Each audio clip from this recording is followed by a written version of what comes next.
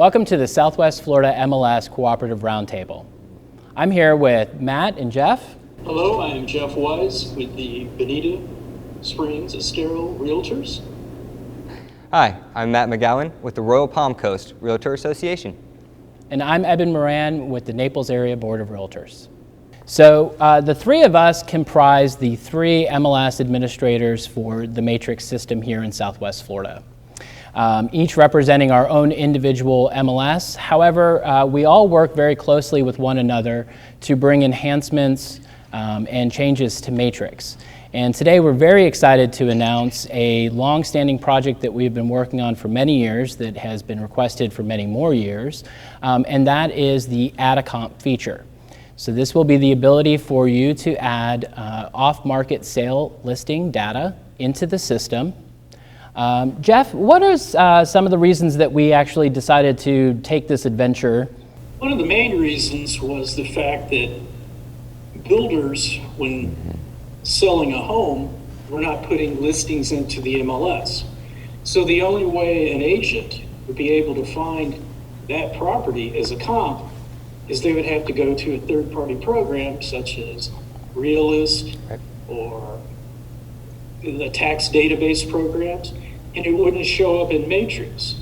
So by implementing this, what we're trying to do is give agents, brokers, everyone out there that uses MLS a better look at what has sold and what's really out there without having to go to these other places. So it makes finding your comps a whole lot easier, and it builds our database inside of Matrix. That's the main reason we wanted to do it. And this was worked on for about 3 years now, is that correct? Correct. We've worked on it for about 3 years. We took it to the cooperative and worked out all of the details, and they were very granular. As all of us are aware sitting here, several page document that went back and forth, went to the cooperative.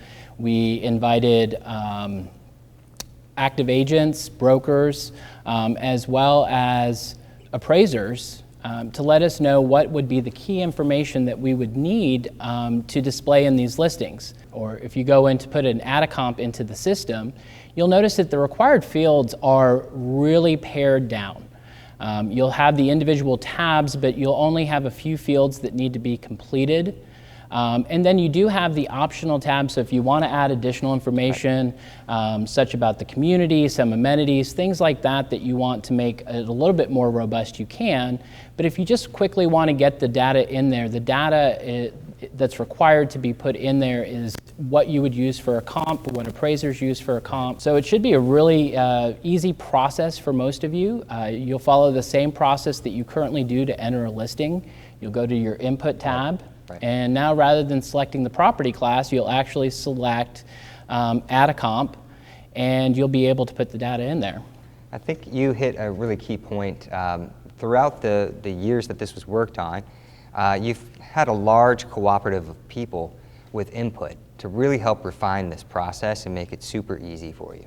Also, it really allows the MLS and appraisers to get that data they need to help really fulfill a community. You'll find when you have a for sale by owner or a new construction sale, if that's not in there in the mix within the MLS, you'll have a hard time really comping out that community correctly. So I think for specificity, this is a great tool to use.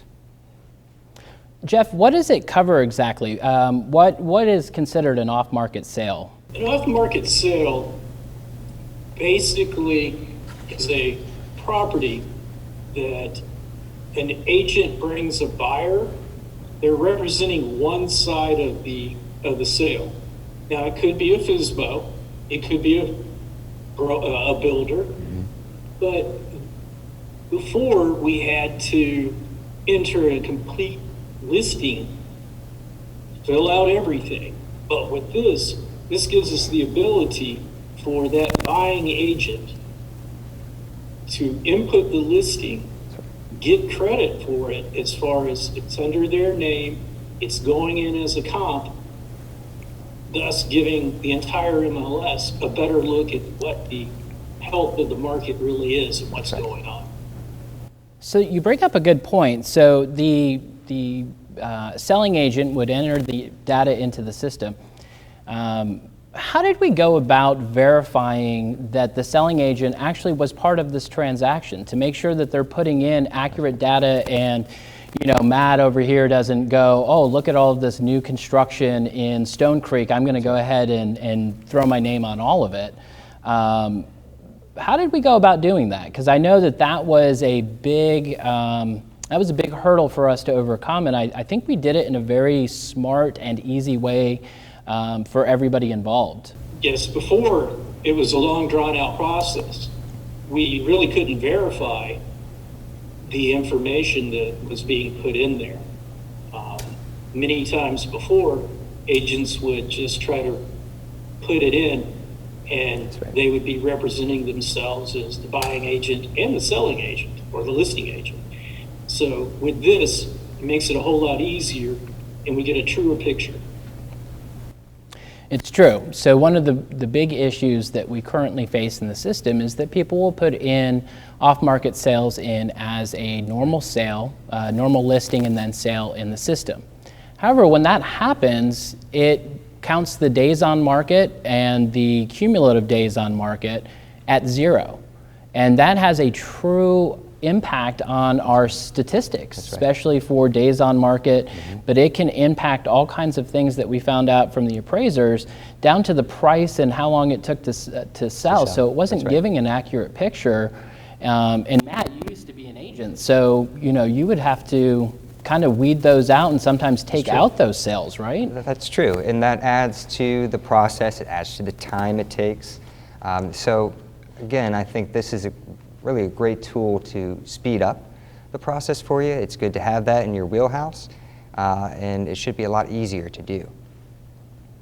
Yeah, I know that a lot of our members, your members, Jeff, your members as well, they've been asking for this for probably maybe 10 years or more. That's right. And so we're excited to do it. And with that, we also put in some fail-safes into the system. So agents can go in and add the Atacomp data into the system, and it'll be in the incomplete or incoming status, just like any other listing that you would put in that you didn't move to an active status.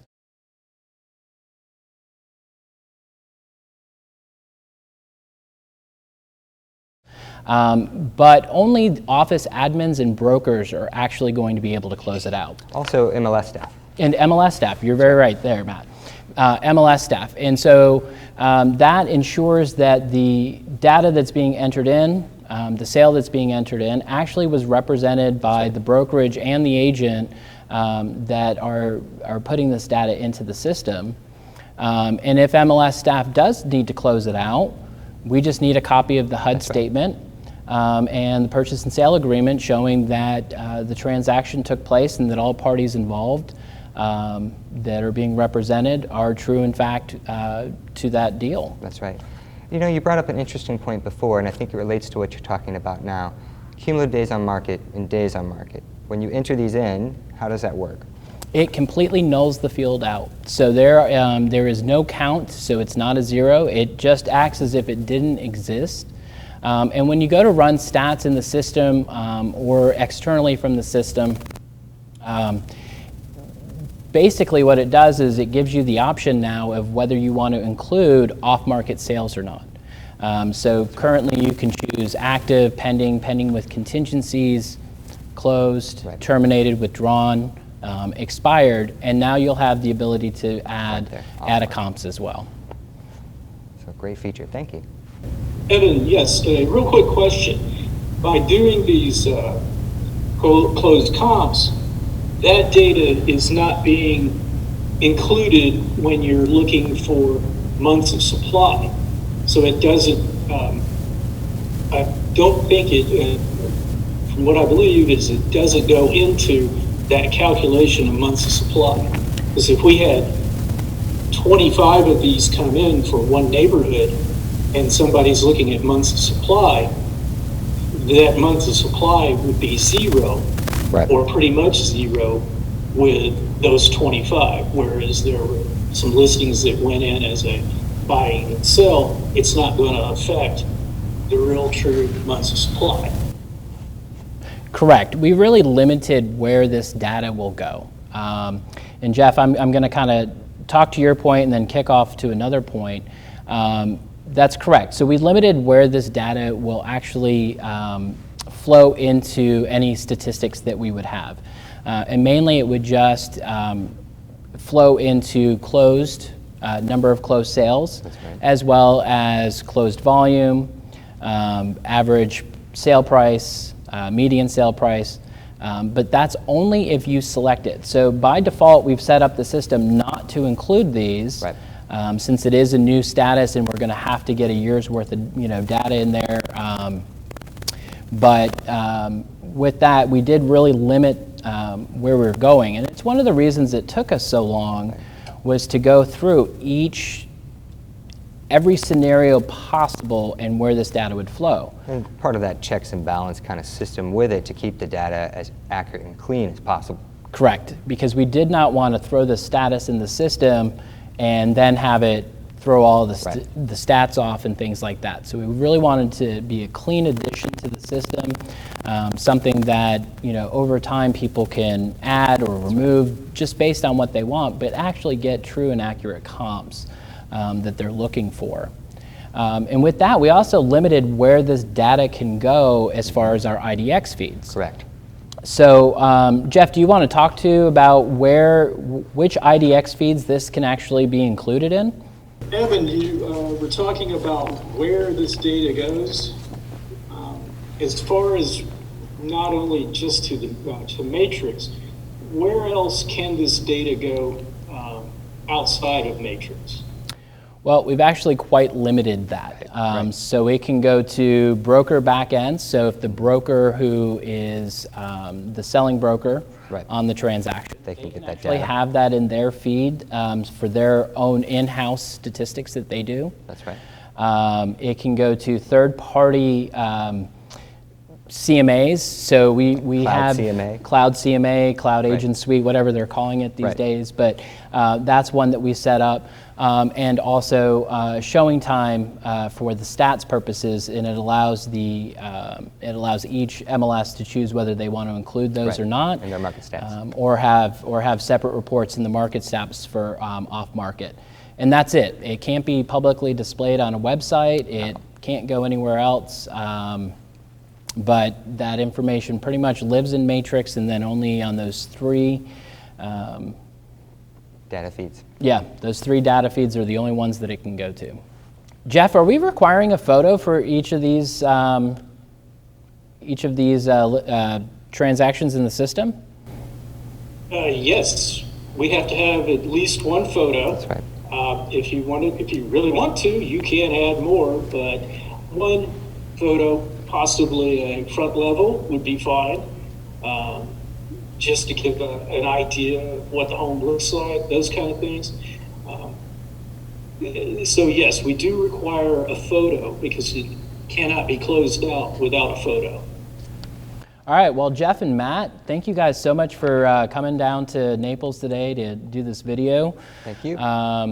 Yeah, if you have any questions regarding Atacomp, please reach out to your local MLS support team and they'll be more than happy to answer it. We'll all be doing individual classes, I think, just on this new feature over the next few weeks, few months. And be sure to check out the new profile sheets. That's correct. We're going to have a new profile sheet just for Atacomp, so you'll be able to know exactly which fields are required in order to close out the transaction. And then you'll see all of the additional optional fields that you have. And again, thank you guys very much for being here. Thank you. Thank you for having me. Thank you.